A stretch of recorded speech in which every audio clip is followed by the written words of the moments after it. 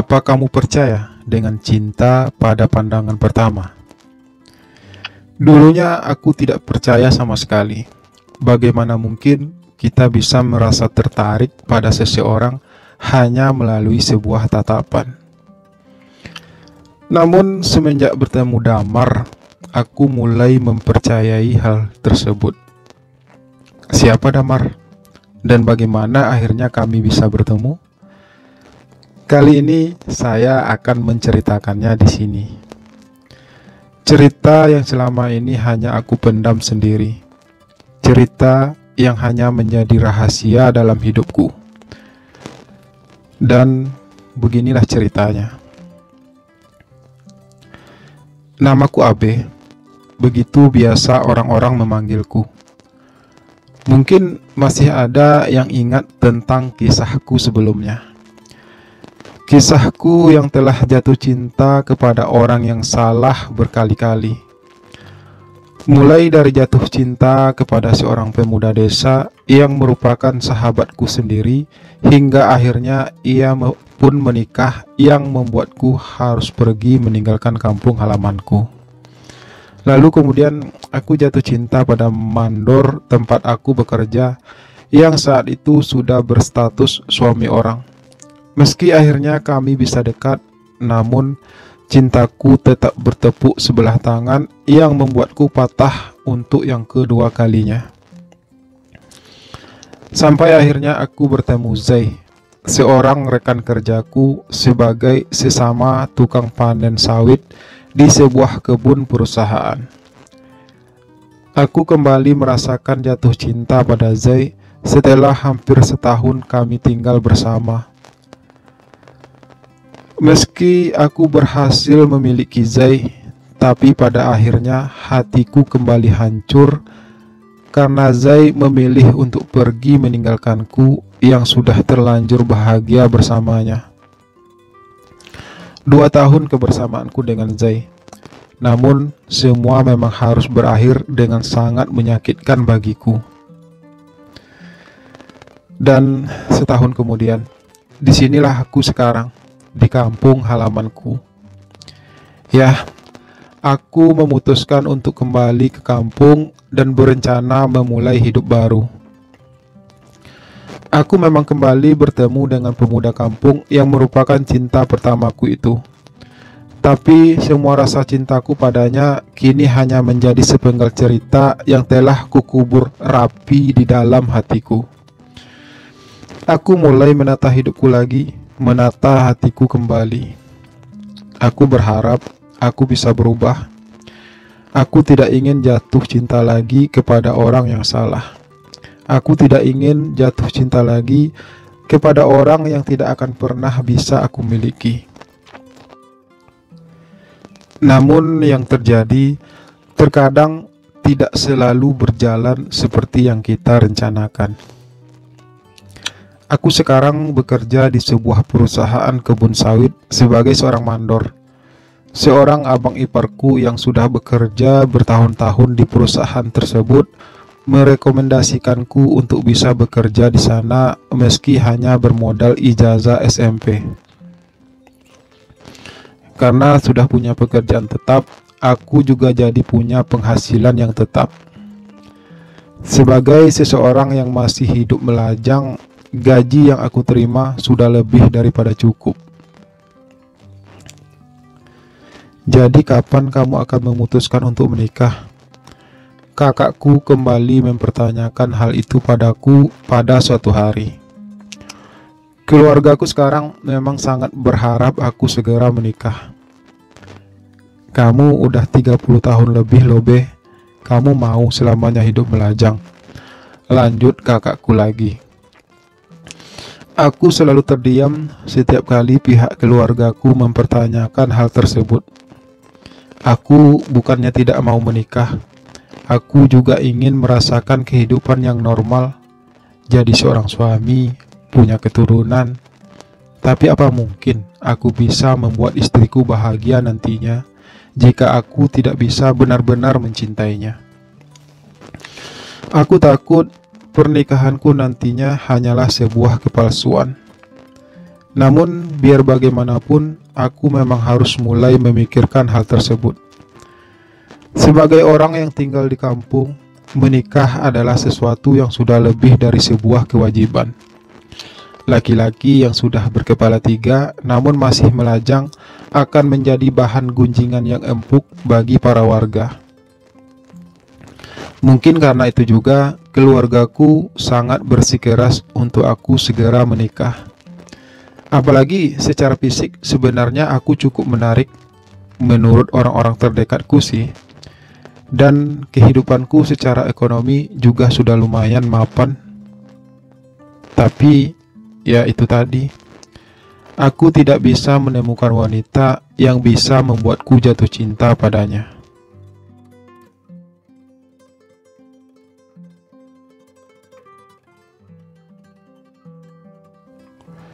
Hari-hari kembali berlalu tanpa bisa dicegah ataupun dipacu. Sampai suatu saat, aku pergi berjalan-jalan sendirian. Aku berniat untuk menghilangkan segala kejenuhanku setelah bekerja selama berbulan-bulan. Kebetulan saat itu masih dalam suasana libur lebaran. Kami para pekerja mendapat jatah libur beberapa hari. Aku memutuskan untuk menaiki sebuah trapel menuju sebuah daerah yang baru-baru ini cukup viral dibicarakan orang-orang. Sebuah pulau kecil di tengah lautan yang katanya mempunyai pemandangan alam yang indah.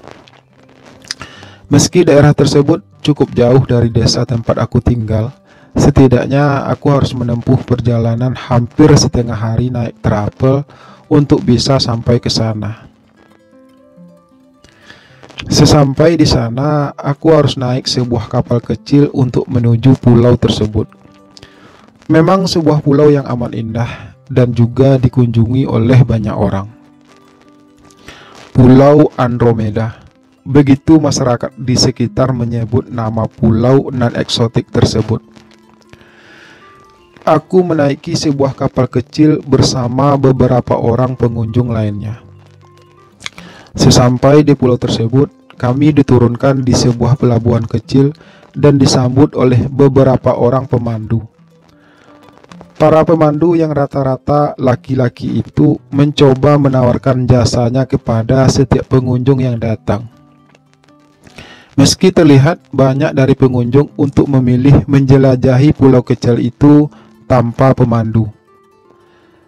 Aku yang memang sendirian dan baru pertama kali ke Andromeda mencoba menerima tawaran dari seorang pemandu.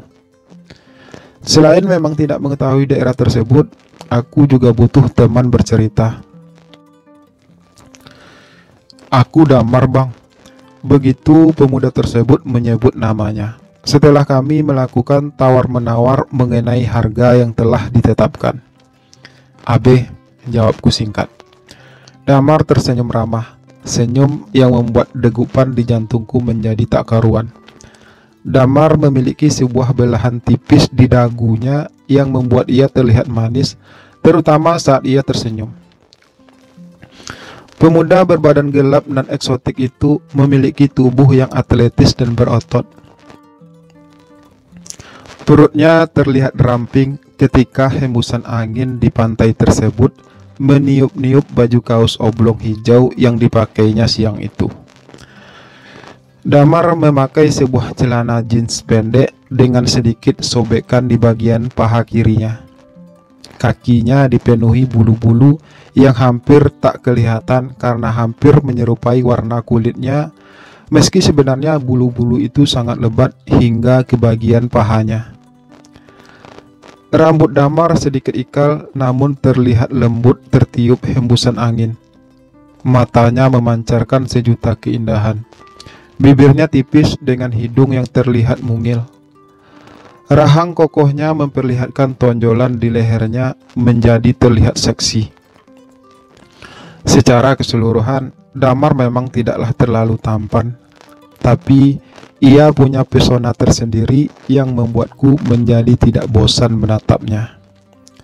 Dan aku sepertinya tiba-tiba saja merasa sangat tertarik pada Damar. Sehingga sebuah kalimat yang selama ini hanya mitos bagiku, kini justru terjadi padaku. Cinta pada pandangan pertama, desisku dalam hati. Damar membantuku membawa beberapa barangku menuju tempat peristirahatanku. Di pulau ini memang menyediakan sebuah tempat penginapan untuk para pengunjung beristirahat atau bahkan untuk menginap beberapa malam di sini. Tempat penginapan itu hanyalah seperti sebuah pondok kecil yang terbuat dari kayu, namun dibangun dengan karakteristik yang indah, terlihat kokoh dan terkesan mewah. Pondok-pondok kecil itu tersusun rapi di hampir sepanjang pantai pulau tersebut. Ada puluhan banyaknya. Untuk bisa menyewa tempat tersebut, kita harus memesannya dari awal. Karena jika sudah menjelang sore, pondok-pondok itu akan habis tersewa oleh para pengunjung. Meski dengan harga yang sedikit mahal, tapi pondok itu cukup nyaman dan luas. Pondok ini memang dibuat untuk menampung sebuah keluarga, Bang. Jadi ya memang harus luas. Damar mencoba menjelaskannya padaku ketika kami telah berada di dalam salah satu pondok yang sudah aku sewa tadi. Jadi Bang Abe sendirian? Tanya Damar lagi.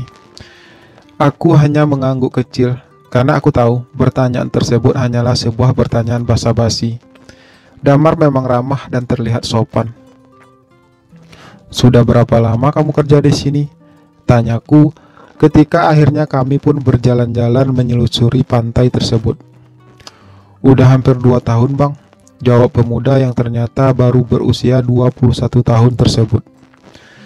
Aku memang berencana untuk menginap 1 malam di pulau tersebut. Namun karena masih sore, Damar menawarkanku untuk berkeliling sebentar sambil kami mengobrol tentunya. Ada banyak pengunjung di sana. Dan juga berbagai jenis jualan ada di sana. Mulai dari berbagai jenis makanan dan minuman, berbagai aksesoris, serta beberapa cenderamata yang unik. Sebuah pulau yang sangat menarik. Namun di balik itu semua, ada Damar yang telah mampu mengetuk hatiku bahkan sejak pertama kali aku melihatnya. Berjalan berdua bersama Damar, aku seperti merasakan keindahan pantai itu menjadi 2 kali bahkan 3 kali lipat lebih indah. Damar cukup jangkung, aku terkadang harus tengadah untuk bisa menatap wajah teduhnya. Kami ngobrol banyak hal, bahkan aku tanpa sengaja juga menceritakan beberapa bagian dari kisah hidupku. Tapi tentu saja bukan tentang aku yang seorang gay. Bang Abe mau berapa malam menginap di sini? Tanya Damar di sela-sela obrolan kami. Hanya 1 malam, Mar, jawabku merasa mulai akrab. Senja pun akhirnya tiba. Orang-orang terlihat sedang asik menikmati tenggelamnya sang mentari, sebuah momen yang menjadi pesona tersendiri di pulau itu. Aku menatapi tenggelamnya sang mentari yang menghilang perlahan. Terlihat indah, terasa begitu indah, apalagi dengan adanya Damar di sisiku. Keindahan itu terasa lengkap. Setelah mulai gelap, kami pun berjalan kembali ke pondok sewaanku. Sebelum pamit, Damar menawarkan untuk menemaniku malam itu. Kalau Bang Abe masih butuh teman ngobrol sih, ucapnya lembut. Aku tentu saja dengan senang hati menerima tawaran tersebut. Bukan saja karena aku yang memang butuh teman, tapi juga rasanya terlalu berat harus berpisah dari Damar.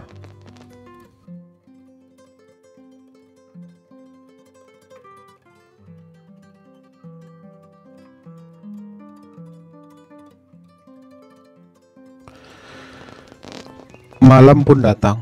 Sehabis mandi di kamar mandi yang memang tersedia di dalam pondok berukuran kurang lebih 4x4 itu, aku pun memesan makan malam melalui salah seorang kurir pengantar makanan. Beberapa saat setelah aku menghabiskan makan malamku, Damar pun muncul kembali di pondok itu. Kali ini ia memakai sebuah baju kemeja lengan pendek bercorak garis-garis putih dengan celana jeans panjang yang membuat ia terlihat lebih maskulin. Sementara aku hanya memakai baju kaos oblong dengan celana pendek, sejenis celana olahraga yang biasa aku pakai jika aku hendak tertidur. Aku memang tidak berniat kemana-mana malam itu. Aku hanya ingin beristirahat di pondok itu. "Jadi kita kemana malam ini?" tanya Damar ketika ia sudah berada di dalam pondok. Di dalam pondok terdapat sebuah ranjang besar dan sebuah lemari pakaian. "Aku sedang tidak ingin kemana-mana, Mar. Kita ngobrol di sini aja ya," balasku pada Damar. "Sayang loh bang, udah di pulau ini, tapi Bang Abe justru hanya diam di pondok. Kita bisa keliling bang, ada banyak kegiatan di pulau ini kalau malam hari. Salah satunya ada api unggun," Damar berucap lagi sambil ia duduk di sampingku di sisi ranjang. "Aku capek, Mar. Aku hanya pengen istirahat," ucapku sambil sedikit melirik Damar. "Jadi aku ganggu nih bang. Kalau gitu aku pamit ya," ucap Damar mencoba untuk bangkit. Aku refleks menahan Damar. "Bukan itu maksudku, Mar. Aku justru pengen kamu temani aku di sini," ucapku cepat, takut Damar benar-benar pergi. Damar kembali menatapku dengan senyum manisnya. "Aku pengen kamu tidur di sini, bisa?" tanyaku hati-hati. "Tenang aja, nanti aku kasih double tipnya," lanjutku, takut Damar salah paham. "Oke bang," jawab Damar mantap. "Selama itu bisa membuat Bang Abe senang," lanjutnya. "Sebelumnya kamu pernah menemani pengunjung tidur nggak?" tanyaku mencoba mencari tahu seperti apa Damar sebenarnya. "Pernah bang, tapi biasanya cewek kalau ia datang sendiri dan merasa takut tidur sendirian," jawab Damar terlihat terbuka. "Cowok belum pernah ya?" tanyaku meyakinkan. Damar hanya menggeleng. "Biasanya cuma menemani tidur aja," tanyaku lagi, benar-benar ingin tahu. Damar menyunggingkan senyum tipis. Ia menatapku penuh tanya. Mungkin ia tak menyangka aku akan mempertanyakan hal tersebut. "Ya tergantung sih bang, tergantung yang ngajak. Ada yang cuma menemani tidur, tapi jujur ada juga yang minta dilayani," jawab Damar akhirnya, yang membuatku punya kesimpulan tersendiri tentang Damar. Damar bisa dibayar, itu kesimpulanku. Ada secercah harapan, pikirku. "Itu bayarnya lebih ya?" tanyaku terus berusaha memancing. "Biasanya iya bang, apalagi kalau cewek tajir dan sedang bermasalah. Ia pasti bayar aku mahal." Damar semakin terbuka, seperti peluangku yang juga terbuka untuk bisa mendapatkannya malam itu. Damar memang mengakui kalau ia belum pernah menemani seorang cowok tidur, tapi bukan berarti dia tidak mau. Aku yang sudah terlanjur jatuh cinta pada Damar akan sangat bersedia membayar berapa aja asal Damar mau melakukannya denganku. Hanya saja aku merasa bingung harus bagaimana mengatakannya pada Damar. Biar bagaimanapun, aku tetap merasa takut kalau Damar akan menolak. "Kalau aku yang bayar kamu untuk tidur denganku, kamu mau nggak?" tanyaku akhirnya dengan suara yang tertahan. Damar menatapku tajam, dahinya berkerut. "Maksud Bang Abe?" tanya Damar dengan suara pelan. Maksud saya, kamu mau nggak saya bayar untuk melayani saya?"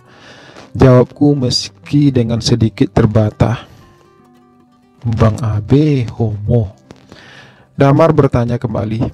Ia meluruskan posisi duduknya. Aku tidak segera menjawab. Aku tidak harus menjawab. Aku biarkan Damar menyimpulkannya sendiri. Damar berdiri tiba-tiba. "Maaf, aku nggak bisa bang," ucapnya pelan.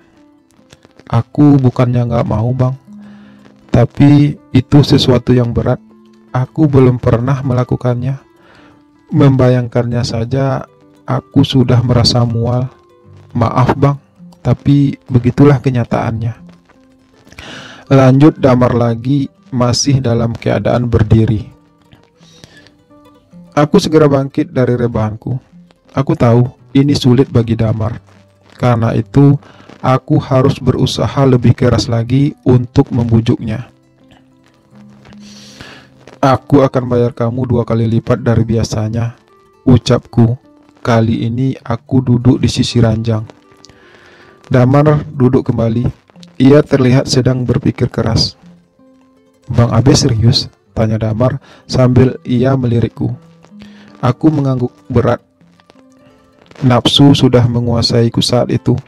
Aku bahkan tidak peduli jika uang dalam tabunganku harus terkuras untuk bisa menikmati Damar. Tapi aku geli loh bang, dipegang-pegang sama cowok. Damar berucap lagi. Ia menyilangkan kedua tangannya di dadanya.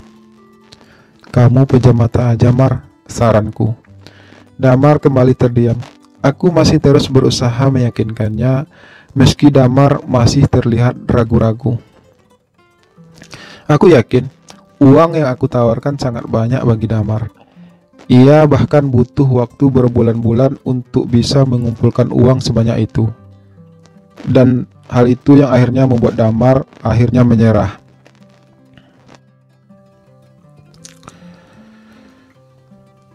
Tapi aku ingin semua lampu dimatikan ya bang, pinta Damar dalam kepasrahannya. Aku juga ingin melakukannya sambil nonton video dewasa. Lanjutnya lagi. Aku memenuhi semua permintaan Damar. Apapun caranya, yang penting aku bisa menikmatinya malam itu. Keadaan dalam ruangan itu menjadi gelap setelah Damar mematikan semua lampu. Ia kemudian memutar sebuah video dewasa melalui ponselnya. Aku pun mulai beraksi. Dengan bantuan video dewasa normal yang ia tonton, akhirnya aku berhasil membuat Damar mulai menikmati hal tersebut. Dalam kegelapan itu, aku dan Damar akhirnya memulai sebuah pelayaran. Sebuah pelayaran yang kurasakan sangat indah. Aku sudah sangat lama tidak merasakan hal tersebut. Aku benar-benar terlena dan terbuai dengan sebuah sensasi yang berbeda. Biar bagaimanapun, itu adalah pengalaman pertamaku melakukan hal tersebut dengan seorang cowok normal. Dan terlebih, aku melakukannya dengan orang yang aku cintai. Sebuah pelayaran yang sangat panjang. Damar benar-benar tangguh.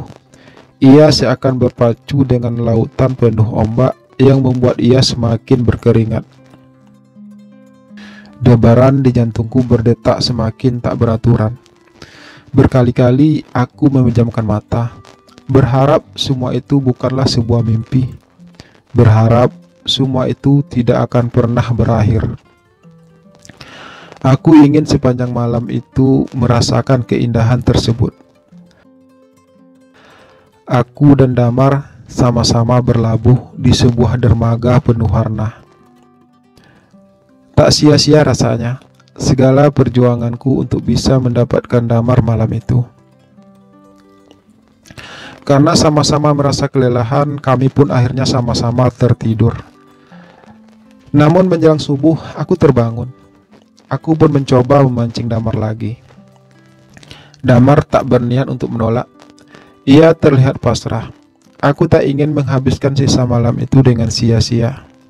Aku harus bisa benar-benar menikmatinya. Hingga untuk yang kedua kalinya malam itu, kami pun kembali berlayar bersama, mengayuh biduk cinta dalam lautan kemesraan, sampai kami pun kembali berlabuh di tepian kebahagiaan. Aku kembali memejamkan mata, tertidur dengan perasaan penuh kelegaan.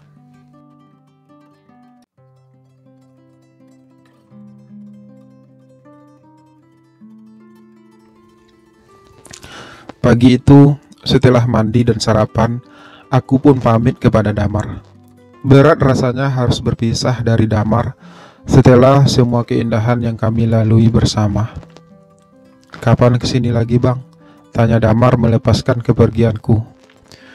Aku hanya menggeleng, karena aku memang tidak tahu kapan aku akan bisa kesini lagi. Butuh biaya besar untuk bisa kembali ke pulau nan indah ini. Tapi aku pasti kembali. Aku pasti akan menemui Damar lagi. Aku terlanjur jatuh cinta padanya. Rasa rindu pasti akan menghantuiku sepanjang waktu. Dan aku takut, aku tak mampu menahannya. Cinta pada pandangan pertama memang terasa berbeda. Apalagi kesan yang Damar berikan padaku sangat indah. Kutatap wajah Damar untuk yang terakhir kalinya. Aku tak tahu, entah kapan aku akan bisa menatapnya lagi.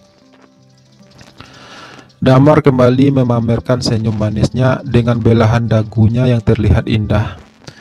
Sepanjang perjalanan pulang, pikiranku kembali memutar memori kenangan indahku bersama Damar.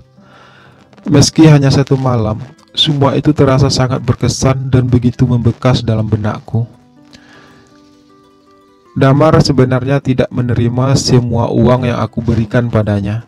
Ia hanya mengambil sebagiannya. "Segini udah lebih dari cukup, Bang," ucap Damar sambil mengembalikan sebagian uang lagi padaku.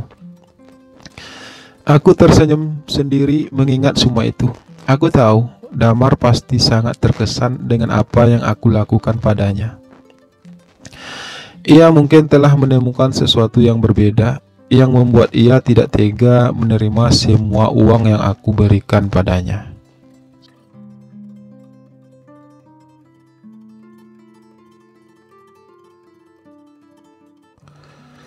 Hari-hari kembali berlalu. Aku kembali bekerja seperti biasa. Hanya saja bedanya, aku seperti menemukan sebuah semangat baru dalam hidupku. Kenangan indah satu malam bersama Damar benar-benar membuatku terlena. Hingga sebulan kemudian, aku memutuskan untuk datang lagi ke Pulau Andromeda. Aku ingin bertemu Damar lagi. Aku ingin mengulangnya lagi bersama Damar. Tapi ternyata kenyataan tak seindah yang aku harapkan. "Damar udah pindah, Mas. Ia sudah nggak kerja di sini lagi," jawab salah seorang pemandu ketika aku bertanya tentang Damar padanya. "Kenapa?" tanyaku terdengar lemah. Jauh-jauh aku datang ke sini untuk menemuinya, tapi aku justru harus menelan kepahitan. "Nggak tahu juga, Mas. Katanya ia mau pulang kampung," jawab laki-laki itu lagi. Aku terhempas kecewa. Sebulan aku coba menahan rindu pada Damar. Saat aku sudah punya kesempatan untuk menemuinya, namun yang aku dapatkan hanyalah sebuah kehampaan. Aku kecewa, benar-benar kecewa. Pulau yang tadinya terlihat begitu indah bagiku, sekarang terlihat begitu suram. Aku yang tadinya berencana untuk menginap di pulau itu, akhirnya memutuskan untuk kembali pulang. Hidupku yang tadinya sangat bergairah, tiba-tiba terasa hampa, kosong. Aku kehilangan semangat. Aku kehilangan pegangan. Aku benar-benar tidak punya harapan lagi untuk bisa bertemu dengan Damar. Sekali lagi, aku harus menelan pahitnya sebuah perpisahan. Meski kisahku dengan Damar hanya terjadi satu malam, namun luka yang ditorehkannya terasa begitu dalam. Aku tahu Damar tidak mencintaiku seperti aku yang sangat mencintainya. Tapi mengapa Damar harus pergi? Mengapa ia harus pergi di saat aku sangat ingin bertemu dengannya? Oh Damar, meski hanya satu malam bersamamu, namun seluruh jiwaku telah mampu engkau renggut. Tapi aku tidak mungkin menyalahkan Damar. Jikapun harus ada yang dipersalahkan, mungkin hatiku yang terlalu cepat jatuh cinta. Kini hatiku kembali terasa hambar dan datar. Tiada siapa-siapa yang menghuninya. Dalam kehampaan jiwaku itu, aku akhirnya memenuhi permintaan keluargaku. Ya, Aku akhirnya menerima perjodohanku dengan seorang gadis pilihan keluargaku. Aku memang harus menikah. Aku memang harus menjalankan kodratku sebagai seorang laki-laki. Tak peduli aku menginginkannya atau tidak. Tak peduli aku menyukainya atau tidak. Namun yang pasti, semua cerita yang terjadi di sepanjang perjalanan hidupku akan menjadi butiran-butiran kenangan yang akan selalu kusimpan rapi di dasar hatiku. Semua kisah itu akan menjadi rahasia dalam perjalanan hidupku.